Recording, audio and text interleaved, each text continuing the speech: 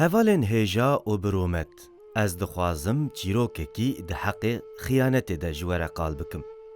Weke ku hûn dizanin, xıyanet di jiyana me da ji hezar salan berê da heye. Ez dixwazim çîroka Hezretî Ûsif ji we re qal bikim. Hezretî Ûsif ji zurriyeta Hezretî İbrahîm dihat. Hezretî İbrahîm bavê İshak bû.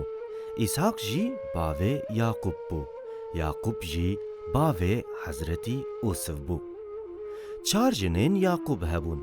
Yaqub ji hemû kurên xwe zêdetir ji Ûsif hez dikir, ji ber ku wî pir ji diya Ûsif hez dikir. Rojekî Ûsif xewekî dît. Di xewa xwe da wî dît ku ew û birayên xwe bi hevdû re dixebitîn. Wan giyayan diçiniyan.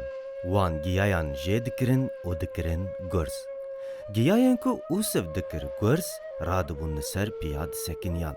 û giyayên ku birayên wî dikirin gurs, radibûn li ser piya disekiniyan û li ber giyayên Ûsif stûyên xwe xwar dikirin, jê re secde dikirin. Ûsif vê xewa xwe ji bavê xwe û malbata xwe re qal kir. Ew qet kêfxweş nebûn. Wan qet ji vê xewahanê hez nekir. Rojekî din Ûsif xewekî din jî dît. Di xewa xwe de wî dît ku heyv, tav û yazdeh stêrk li ber wî histiyê xwe xwar dikirin û jê re sucde dikirin. Ûsif vê xewa xwe jî ji wan re qal kir. Dema ku Ûsif vê xewa xwe ji wan re qal kir, malbata wî, bavê wî û birayên wî gelekî hêrs bûn. Bavê wî got: Gelo, tu dixwazî çi bêjî? Yê birayên te, bavê te û malbata te yê li ber te serê xwe deynin? Yê ji te re secde bikin? Rojekî bavê wî birayên wî şiyand ber heywanan.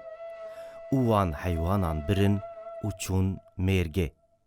û paşê bavê wî Ûsif jî li dû wan şiyand. Bavê wî ji Ûsif re got: Tu here mêzeke, gelo rewşa wan çawa ye? Ew çi dikin? Eger ku pirskirêkekî hebe, were ji min re bêje. Ûsif rabû û li dû wan çû û Ûsif wan dît. Dema ku birayên Ûsif ji dûr ve dîtin, wan got: Way mêzekin, birayê me yê dîn jî hat. Berî ku Ûsif bigihîje cem wan, ew bi hev şêwirîn di nava xwe de axivîn. Wan planê kuştina Ûsif çêkir û gotin: Em wî bikujin û wî biavêjin bîrekî û em ji bavê xwe re bêjin heywanan wî xwar. Lê birayê wanên din Rûben got: Nagelo, ew birayê me ye, em wî nekujin, em wî biavêjin bîrekî bêav û em herin. Ji ber ku Rûben dixwest birayê xwe xilas bike û bibe cem bavê xwe. û wan wisa kir.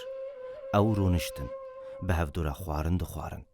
Dema ku wan bi hevdûre xwarin dixwarin, wan dît ku ji dûr ve tacir tên. Tacirên ku ji welatên din bi deveyên xwe dihatin û di wir re derbas dibûn. Birayê wan Yahuda got: Fikrekî min heye, em Ûsif ji bîrê derxin û bifiroşin, bidin wan. Qet nebe em ê hinek pere jî qezenc bikin. û wan wisa kir. Wan Ûsif firot, dan wan taciran. Wê çaxê Rûben li wê derê nebû. Dema ku vegeriya çû ser bîrê, mêze kir. Ûsif ne li wê derê ye. Ew gelekî aciz bû, gelekî xemgîn bû, gelekî li ber ket. Birayên wî vegeriyan çûn malê, cem bavê xwe. û ji bavê xwe re gotin: Bavo, birayê me mir, heywanan wî xwar. Ew jî cilikên wî yên bixwînin. Bavê wî dema ku wê tiştê bihîst, gelekî aciz bû. Gelek aciz bû û wî cilên xwe parçe kir û demekî dirêj şîn danî. Wan birayê xwe firotibûn dabûn taciran. Taciran jî wî birin firotin dan Potîfar. Potîfar jî kumandanekî gelekî mezin bû û li cem Fîr'ewn dixebitiya. Fîr'ewn hay ku hûn dizanin kralê Misrê bû. Hevalên hêja, های کو ودیت دوی چیروکا هانه دا خیانت جه 1000 سالان دا دجیانا مدا هیه. دوی کو لهمبر ظلمه ام بهیوی بن، بباوری بن. دوی کو ام دزانه بن کو هیویا ما جه خدانه مته.